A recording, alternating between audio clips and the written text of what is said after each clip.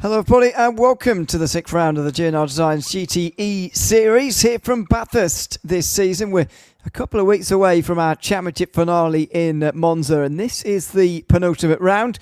It's good to have you along here on the JPB YouTube channel for this penultimate round of the championship. I'm not Jim Cunningham. I'm stepping in for this week, Ewan O'Leary alongside James Parfitt here on commentary from Bathurst. I'm sure you've been enjoying the season so far, James. The different manufacturers that are involved in GTE racing, one of the great classes of sports car racing from seasons gone past in the real world, but great that it's having a bit of a revival here in the GTE Designs League here so far this season. I'm looking forward to seeing these cars get everyone out once again. But the interesting thing about this is it all changes next season. So yeah, it's been fun for this season. I've enjoyed it. It's been great seeing the Fords on the grid as well, and Jack Ashton taking it for the win. It's been amazing. I've thoroughly enjoyed this season. Yeah, it has been good to see. As you mentioned, I might as well just touch on it now to advertise it at the beginning. Season 2 is not far away. March 13th it begins, so really we only have a week off like we do between normal rounds, to be honest. March 13th, and the Racing League moves on to a Proto GT Sprint Series this time around. GT being retained, but GTP is going to be the top class as a GT Pro and Am class like we have here, but effectively all that's changing is a GTP top class being added. It's a 45-minute race with a pit stop as normal, and there is a mini endurance, we're told, at Spa as well. We'll wait and see how long that one's going to be. But very similar to this season with a GTP class involved as well. So two classes that never race together in real life going to be racing together in the sim instead, which is going to be, or not for very long anyway. I don't think they're crossed over. Anyway, it's going to be a lot of fun. Let's just briefly touch on this season as well, with one round to go at Monza next week. As you mentioned, Jack Ashton is running away a little bit with the championship in the pros, but not by loads. Ken Huber in second place, and Ian Knox in third. Knox only 1 point in front of Chad Henson and 5 in front of Andy Pratt, who rounds out the top 5. Brandon White, Carson Collier, Philip Grossing, Josh Taylor, Gert-Jan Polman round out the top 10 in the pro class. On the other side of the screen, the AMs, Stuart Browerton leading there ahead of Brandon Smith and Jeffrey Manning, and Parker Enquist rounding out the front 4. Garrett Kinney not too far away, Ian Coates as well. So we're all fairly close through the field in both of our Pro and Am classes. I think, though, the Am class is one where there's a little bit more on the line as far as the championship is concerned, because Jack Ashton does have a little bit of a nice lead in the Pro class. Yeah, he does. And he's kind of been dominating it at the moment as well, which is, it's Jack in it. Let's be real. He's a real-life racer driver at the end of the day. So, he's had a good old go, and dragging the Ford as well. Not many people like the Ford because of the way it drives, and it's not been, most people can't get the grips with it, to be blatantly honest. But Jack has done what Jack does best, and at the end of the day, taking it to the top. And I think it's been amazing. And the Ford does look nice, though. I've got to be honest with you. And I don't know. I think out of all the cars, I bought the Corvette thinking, oh, it's a Vet, it'll be great. And then I probably should have realised I should have bought the Ford. I mean, for me, the best car to have is the Porsche, hands down. Just like the sound of it, to be honest, to listen to. That's what I'd be choosing it based on. Just doesn't I don't know if how much you've driven the Corvette GT3. Isn't it very, very similar to the GT3, just without those assists instead? I would have thought it's almost exactly the same. It's not a bad car. Listen, you're talking to a commentator who has done some driving. All right, I am in a very bad position to tell you how well this car drives. You know what I mean? It drives, it goes forward, and it works. I don't know. I like it. I've got the Corvette GT3, the new one, and the GTE. I've got to be honest, the GT3 at times does feel like it wants to kill me. And the GTE seems a little bit more stable. So, I don't know, to be honest. But next season, we're going to see these and prototypes. So I wonder how that's going to go down. Yeah, multi-class instead. So that should be interesting to see. I mean, as I mentioned, it's two categories that didn't get. If they did cross over, then it was in the years where GTP was really on the up. You remember the first couple of years, especially in the World Endurance Championship, the number of hypercars, as they're called in that series, was very low initially. So I think they might have crossed over for a year or so, but nothing more than that really. And so it's going to be a bit of a new challenge for everybody. But anyway, that's all to come next season. We've still got this season to complete yet, and here's the penultimate round at starting grid. Jack Ashton on the pole in front of Tom Weston, with Stuart Brighton taking a brilliant pole position in the AM class all the way up in third. Ian Knox alongside Nick Green and Chad Henson, then on row 3 in front of Brandon Smith and Andy Pratt. Sam Hager and Parker Enquist round out the top 10 with the first all-AM row. Gert-Jan Polman is 11th in front of Brandon White. Then next, not to be confused with Brandon Smith, as I've already done in my head, Philip Gressing is 13th in front of Tim Wybrow. Ian Coates and Josh Taylor. Next, row 8. Then Carson Collier and Jeff Manning. I knew you would do it. What? There's no R. It's Kaysen, sorry. Kaysen Collier. Don't worry, mate. I've been dragged about this all season. Sorry, I think I said that. Yeah, I did say it when I was going through the championship standings as well. Kaysen, okay, fine. I don't know if I've seen that name before, but no, I've never heard of it. Bless him, but it's been picked up on it that I've got it wrong. Just some quick information as well. Yes, the GTEs and the hypercars race together. Now, believe 22? it or not, no, 21. The hypercars was introduced in 21 to replace the top tier LMP1s, while GTE continued as the GT class. They raced together through 21 through to 23. 23 was the final season of the GTEs, which was replaced by LMGT3s in 2024, apparently. Well, there you go. I didn't quite realise that. But, I don't know, I need to. Yeah, I mean, I've just looked at the entry list, for example, for the 2021 season. I know it's a shortened season because COVID and all, but there was only 6 hypercars, so or 5 even. Goodness me. So it's a bit different. I think we're going to have more in our series. So yeah, it's going to be a little bit different. But I'll take your point. They did cross over indeed. Here we go then. Penultimate round at Bathurst, and Jack Ashton wants to waste no time. He's not even going to get through the final corner before lifting off in the GNR Designs series here from Bathurst. It is the GTE Series green flag, and unusual actually at Bathurst to see somebody launching before the final corner, because he had to take that as a proper corner, but he caught everyone off by surprise so much, I think, that it's probably worked for him. He's nearly 2/3 of a second in front of the field as they make their way onto the mountain for the first time. Absolute flying start. They got held up right in the final corner. He backed them all up and literally then just bolted as soon as he went round Murray's. It was an awesome start from Jack. Absolutely incredible. Left everybody dead, including Josh Taylor, who's 1.9 seconds off the back of Philip Grussin already. Ian Coates and Jeff Manning have had some dramas. Ooh, they've had a lot of dramas. That does not look too clever. Okay. Let's see quite what transpired here. Coates is going to arrive on the scene if somebody's crashed there. Yep, there you go. Oh, and he had nowhere to go. Nowhere to go at all. It was the 9 Porsche of Jeff Manning who got into contact with it. It was either with Wybrow or Collier. Now, which one was it? I'm not entirely sure at the moment. I think it was Wybrow. And let's say Ian Coates had nowhere to go. No, back in pit lane, but Ashton's still out in front currently at the moment as they go down onto the straightaway to Conrad. For the very first time, you see Coates and Manning on the bottom of your screen in pit lane. This is the rundown into chase. Ashton 2 seconds ahead already over Weston. Weston has got Knox about 8/10 back, but it's going to be Green and Brereton here as well. Information about Stuart Brereton: he was offered the chance to go into pros. He didn't want to. He stayed in the AMs, and now he's absolutely dominating it. But, however, the AM Championship is very close, believe it or not. Oh, and he's off! He's off with Nick Green as he battles into the chase. And so Green's going to have a slow down. We've got drama here as Penson tries to take them both. They're 3 wide now. Brighton's all of a sudden stuck in this. And through goes Green eventually on Henson and Brighton. Pratt joins in now too. Goodness me, it's all happening here. Towards turn 1.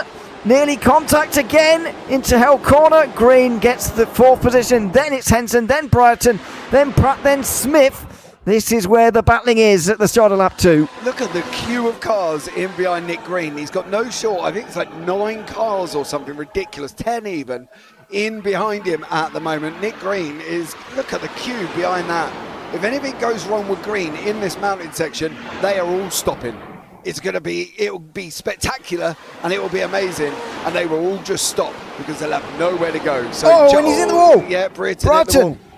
Brighton hit the wall there for sure, and that was coming through the cutting there, just as you, really difficult left-hander there, just as you're coming through turn 3 and into 4, trying to brake and turn at the same time, lumbering that massive BMW around that very narrow section of the racetrack. But Pratt is putting the pressure on behind here, and it's interesting you mentioned that about Brighton. If I was leading the AM Championship, to be fair, I wouldn't want to leave the class either, but there you go. Yeah, I understand why he didn't do it. He didn't go up to pros. I get it.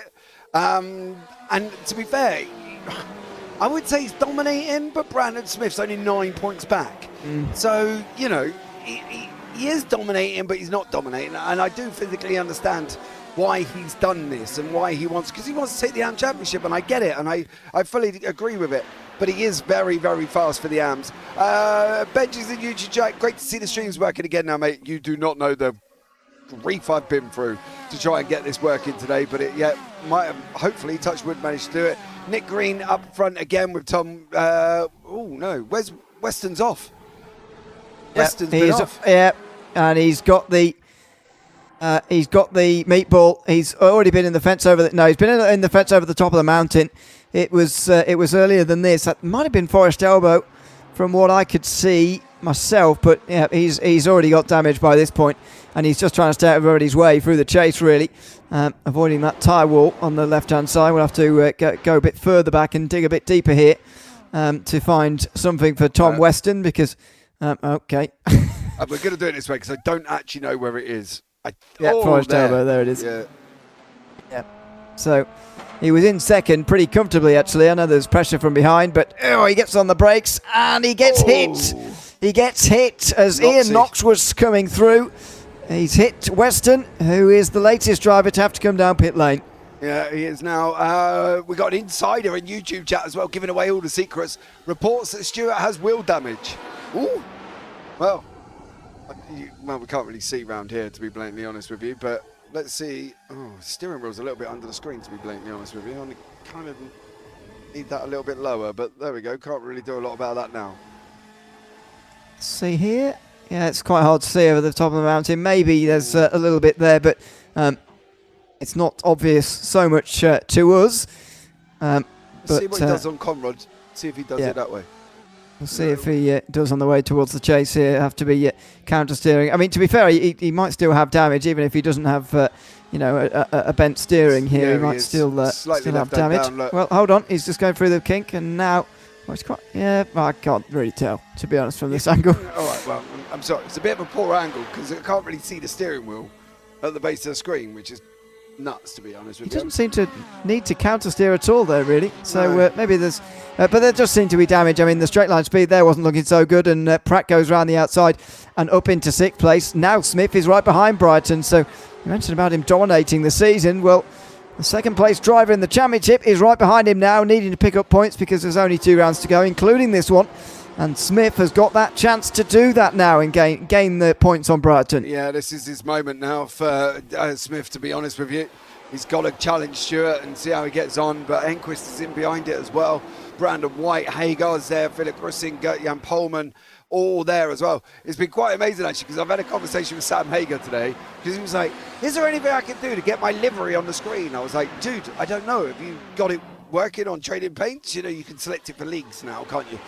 Oh, so he went back, did it all again, reseated it, reloaded it, and thank God we finally got his livery on there. Only took us to round 6, but we're on there, Sam. Just in time for the series to end in a couple of weeks' time. He'll run it next season, but I can see it now. Yeah.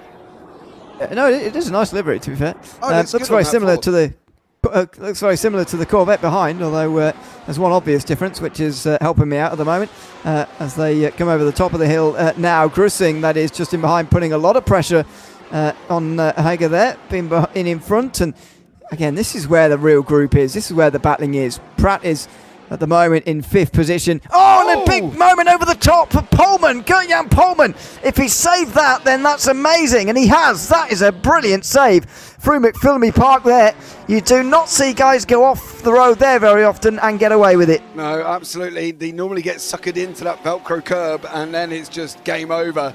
We've also got a run at the front with with Nick Green, who's got Henson tucked in right behind him at the moment. There's Noxie also making moves. I think that's actually... Is that a back marker? Yeah, it is a back marker. Oh, I got all freaked out then. But Nick Green and Chad Henson... Oh, Jesus Christ, Chad. Literally cuts the nose off Green there. On the inside, they go into the chase. Henson's on the inside. Oh, he gave Green no room. Oh, you naughty boy. Oh, what the blinking Nora has gone on here? That was no room at all.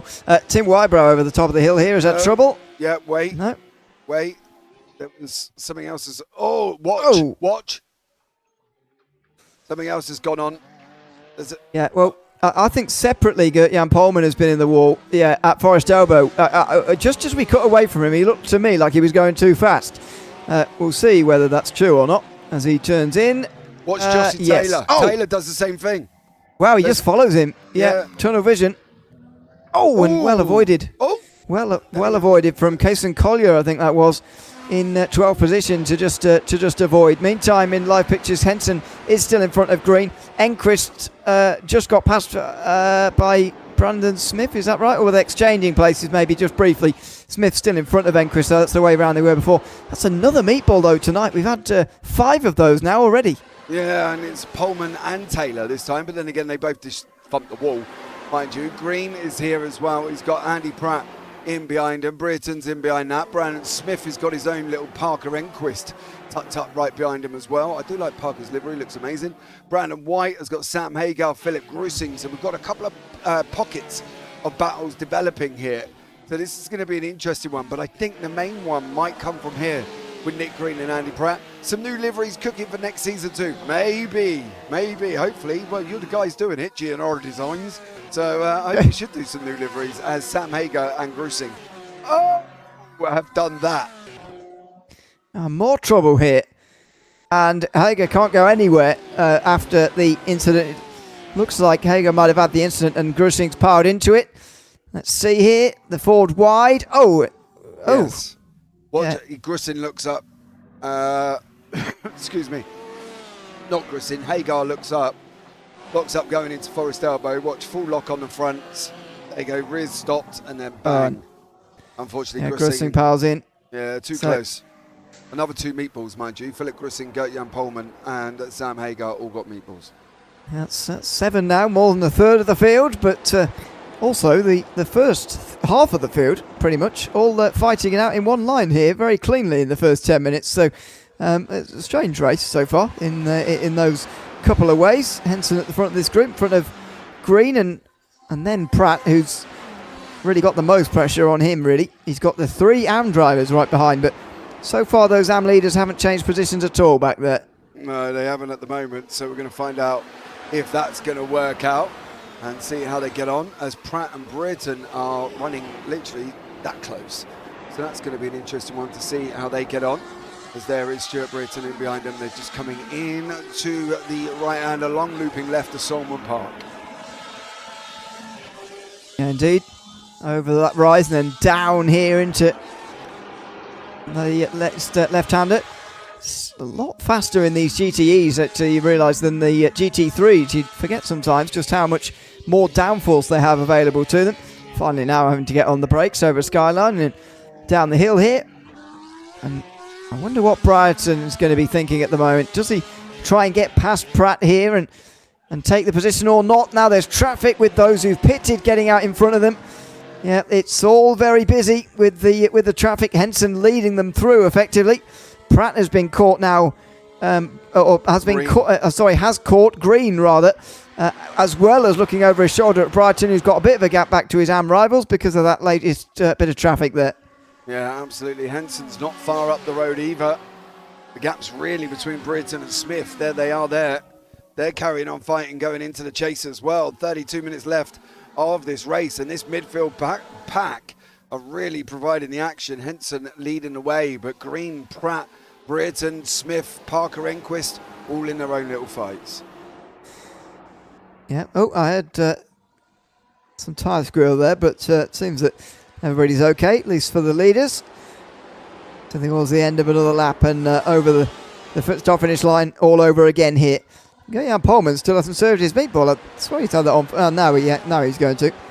So clearly the damage wasn't that bad, but he's also had to come in now to repair damage, and unfortunately he is one of many who have been down to pit lane to repair damage in the last few moments, which is a real shame for Polman, really. So we're right on board here with Green. It's behind Henson, Pratt and Brereton. Also in a duo just in behind. Green goes a bit wide there through the cutting. Gets away without hitting the wall though, which is always a mystery within itself here at Bathurst. The walls are just so close around here. Such a challenge, this racetrack. Yeah, it is as well. And that's one of the things with this, is because the walls are there. You know what I mean? They're not very far away, are they? You make one tap, and as you can see from the meatballs we've had, what are we on, 6 already? 7 or something? 7. Yeah, 7 already, and it's because it's very close. It's absolutely bonkers, but I do like this track, and it's one of these that's put up there on my favourite list. Yeah, it is good. I mean, I see it quite often, to be honest, which is the only thing that in iRacing anyway, which does detract a little bit from it. But there you go. For these cars and in this field so far, it's been good.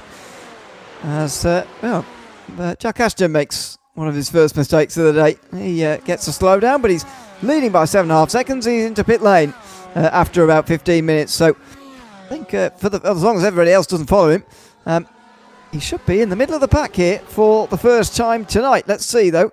Yeah, he is going to be in the middle of the pack, maybe even forced to make some overtakes. Yeah, absolutely. He's going to have to try there, but everybody else is going to dive in as well at some point, and then hopefully he might come out in a little bit of clean air. Just going into pit lane now. He's going to be behind 10th place man at least. Oh, he's gone into the pits. Timmy Wybrow maybe in 11th. Might jump Jack, or if he comes out now, he's got a nice bit of clean track to be running in. So we'll see how Ashton gets. Well, he's on his way out. He's going to come out. He is going to come out in front of Wybrow, so he's got a nice bit of track to worry about. So he can just let everybody else go back in the pits, and he'll take the lead. Yeah, it's a surprising call, though, for a race leader to make, to pit with such a lead like that, so much clean air. Yes, there's lots of lap traffic up in front of him here, but you know that can be picked off a bit easier than an actual position fight can be picked off. I mean, just in front of him now is Brandon White, and he's battling with Parker Enquist.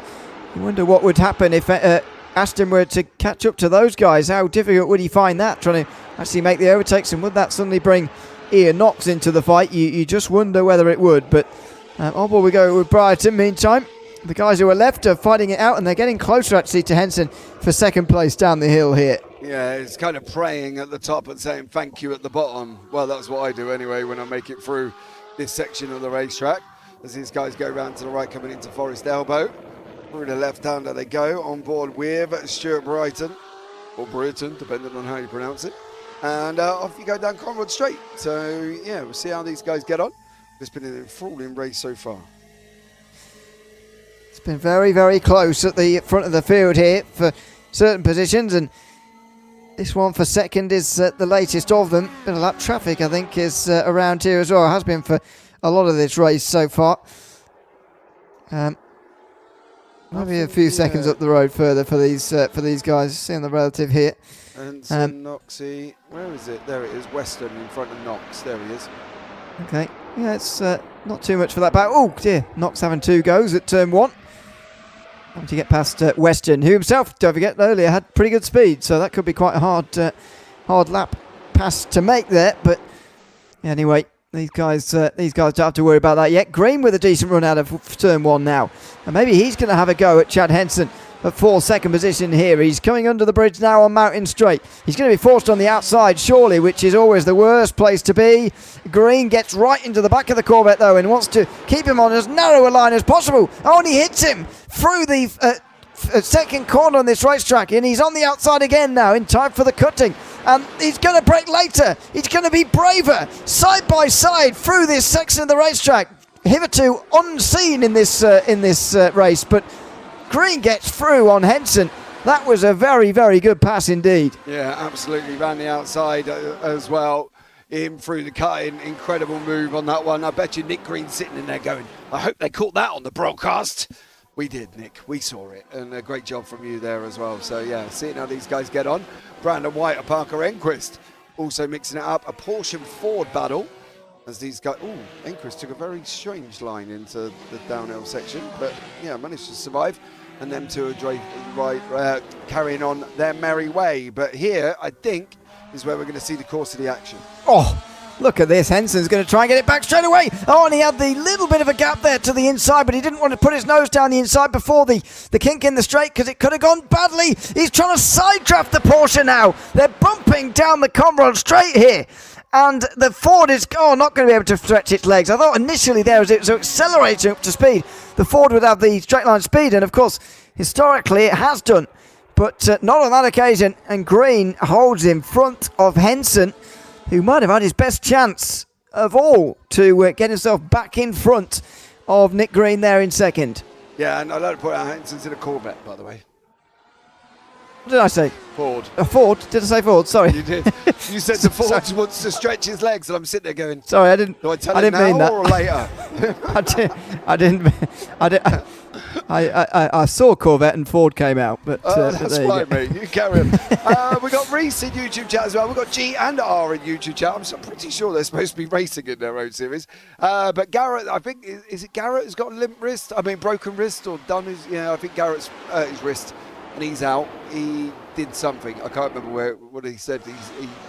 He went and broke his wrist, apparently. So he won't be able to drive. So, yeah. He slipped over. He had a pipe burst in his house, ran downstairs like an absolute banshee, slipped on his bum and broke his wrist. Had a what? He had a pipe burst. Apparently they've had minus 13 degrees Fahrenheit. And the pipes froze, one burst.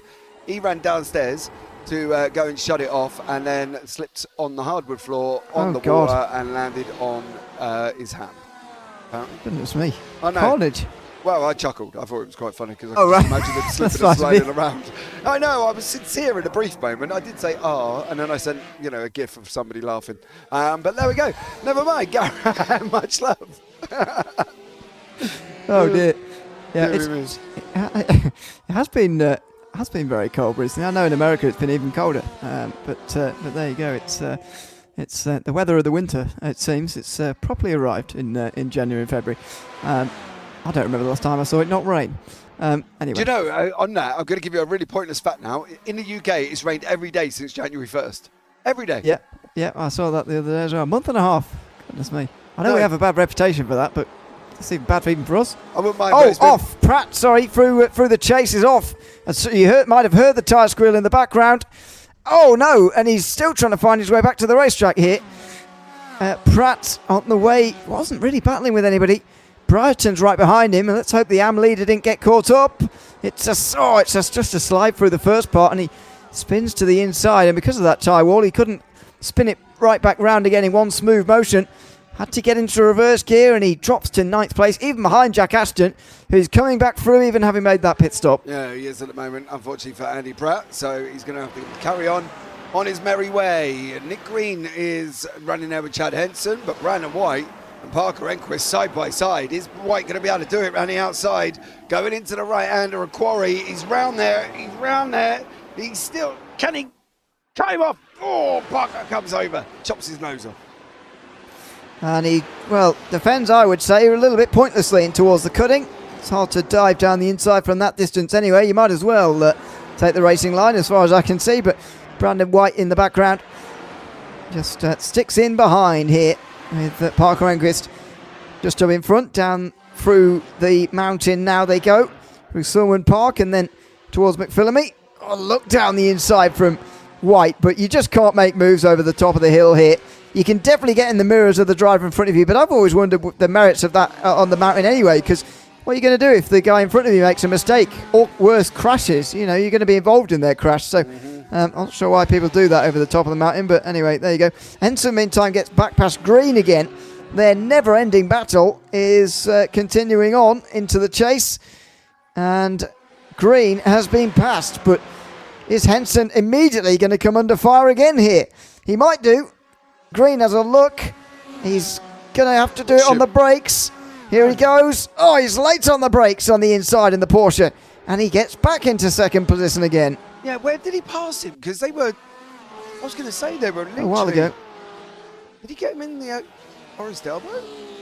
It was a while ago. It was that side. No, that was it. And then Green went back through. Sorry, this pass, it was through Forest Elbow there. So Brighton comes in to the pit lane, by the way, from the lead in the AM class. So Brandon Smith now goes on further, and might not be a bad call from Brighton there. The traffic was creating a real fight here, and if you can get in that 25-second gap in front of Wybrow here and behind Pratt, then he'll have a lot of clean air to play with here, will Stuart Brighton. Yeah, he will do. We'll see how he gets on as these guys can continue to fight. Case and Collier is all over the back end of Philip Grossin. They go into the chase. Wybrow's now got a slowdown, which is quite interesting. I'd be interested to see how did he get that one? That's going to be confusing. Enquist has just lost a place to Ashton. I don't really feel Enquist probably defended that. I've got to be honest. And Ashton's up into 6th place. Currently 5th in class, so a nice little battle, and Ashton coming back through the field. So he's going to see how he gets on. I don't think White's going to give him much of a fight either. No, but these are the things that will slow Ashton down if anybody else is to win this race. This is where it's going to be created. Ian Knox is the leader at the moment. Will be standing to gain the most out of this. Down the bottom of the hill they go, and on board with the Ford. I never did like this car too much, I must say, in the GTE class, but you've got to admit it's a very unique sounding thing and looking thing as well, indeed. And